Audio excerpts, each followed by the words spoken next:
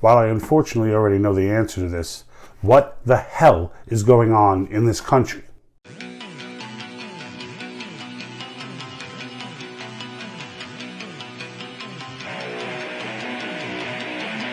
Doesn't anyone notice this? I feel like I'm taking crazy pills! I don't want you to write. I don't want you to write to your congressman because I wouldn't know what to tell you to write. I don't know what to do about the depression and the inflation and the Russians and the crime in the streets. All I know is that first, you've got to get mad. Is the whole world gone crazy?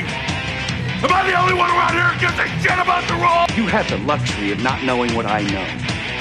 I want you to get up now. I want all of you to get up out of your chairs. I want you to get up right now and go to the window, open it, and stick your head out and yell, I'm as mad as hell, and I'm not gonna take this anymore! So we talked about Maricopa County yesterday in episode 15. I did my rant on Maricopa County, what the update is, how it went down, how the whole thing started from soup to nuts. Right up until this Monday's subpoena, newly launched, and now we'll see where that goes. But what was baffling about the whole process is the fact that they just blew off a subpoena, just blew it off. Now this is a theme, okay? That's why I'm bringing it up. It's a theme, okay? So here we have some congressmen who had been getting feedback. They're getting letters from the families of the people who are being detained in the prison in Washington without knowing what they're being charged with, talking about all types of mistreatment, etc., conditions being poor, one man beaten. But let me let them give you the details. One detainee apparently was beaten so badly his skull was fractured and is now blind in one eye. Stories about solitary confinement, anywhere from 22 to 24 hours a day. An attorney shared a story about one woman who was arrested at the Capitol, housed alone and shackled when she is outside of her cell, and which is only allowed for 5 hours a week outside the cell. So one man is beaten till his skull is cracked and he is blind in one eye. Now, whether that turns out to be true or not true, if someone's making that accusation, especially a family member or an attorney, you need to take that serious. Now, they're doing the responsible thing by saying, okay, we're not just going to go with this on the face of it, let's go see. Now, if they just open this up and let them in, there's no issue. But just like in Maricopa, the problem is not the accusation, the problem is the reaction. How do you not walk away from a reaction like this without being skeptical? Prior to seeing this happen, I was kind of on the fence as to whether this was really going on or not. Now, I'm pretty sure it is, to some degree, but we're not even started yet. So listen to the response. Someone finally comes out and talks to them. So they're thinking, okay, cool. Finally, we're going to get to go see. Well, this is what they said to them. We got somebody that stepped down. All right, and it looks like Sir who's come out, a correctional officer, and she's accusing, it sounds like, the members of Congress of trespassing by coming in to...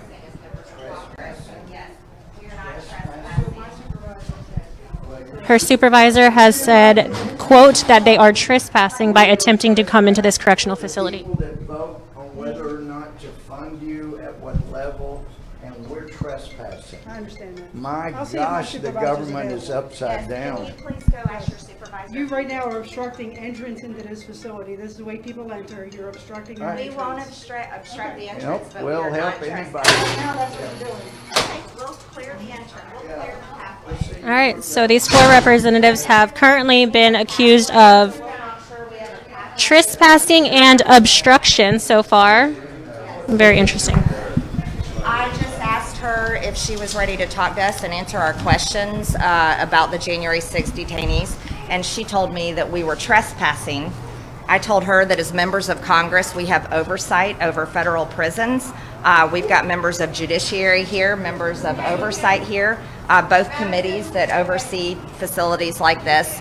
We absolutely are not trespassing, and if that attitude is any indication of how they're treating their prisoners inside, I have great concern. My supervisor told me to tell you. So the supervisor doesn't even have the cojones to come out and address these congressmen. That's ridiculous. This is just ridiculous. So they send an employee out to go talk to them, knowing that the employee can't do anything. Like, they're just like, look, this is what my supervisor told me. You know, you're obstructing right now. You're trespassing, and you're obstructing this doorway that I'm walking walking in and out of, because this is how people gain entrance in here. And they should have been like, great, that's the doorway we need to use to gain entrance to get in there, because we need to do our job, which is oversight. But this gets better. This gets better. So you think they've insulted him enough now? Do you think? You think they've gone ahead and insulted the elected officials of the country enough now with this nonsense? No, they haven't even gotten started. Check this out. So they go ahead and they bait and switch him. Watch this. Said this was a supervisor. They had us come out here. She went back in and they locked us out. Florida Representative Matt Gaetz is currently locked out of the D.C. Correctional Facility. This is... Oh, let's see if they lock him out too. How can you... An attorney is here to visit his client, and they have locked him out from seeing his client. This is ridiculous. Not giving us access.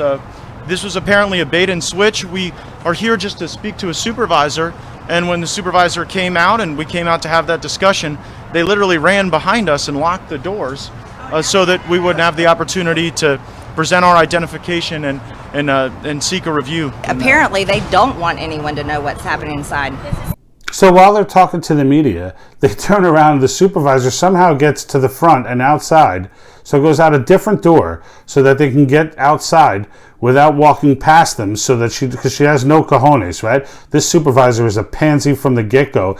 No cojones, doesn't want to talk to them, no guts, goes out, sneaks outside through a different door just so that she can bait them to go out there. And then once they do, she runs back inside and they lock the door. Denied the opportunity to inspect a facility. All right, so we're stepping outside right now.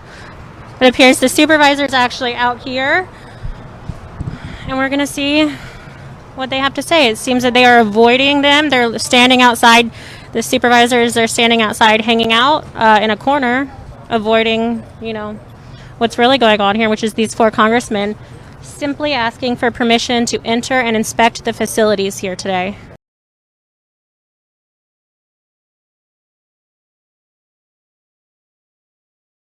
This is what we're dealing with right now. This is unbelievable. Like, it's surreal to watch this all unfold. Just like Maricopa, when you see this kind of response to a simple request to do a walkthrough, a simple request, they're not coming in there like, ha ha ha, I got you. They're coming in there legitimately asking, look, we got family members telling us that their kids and their family members are being abused in here. We'd like to debunk this. We'd like to go back to them and tell them this is not happening. They're acting creepy as hell. Everybody needs to wake up. You still sitting there saying it's all conspiracy theory? What does it take? If this doesn't look shady to you, if you look at this and start rationalizing and reading political articles to yourself, you're a lost cause. Just stand aside while everyone else tries to work lawfully to get this crap under control and remove these people from office. Rant over. And like that, he's gone.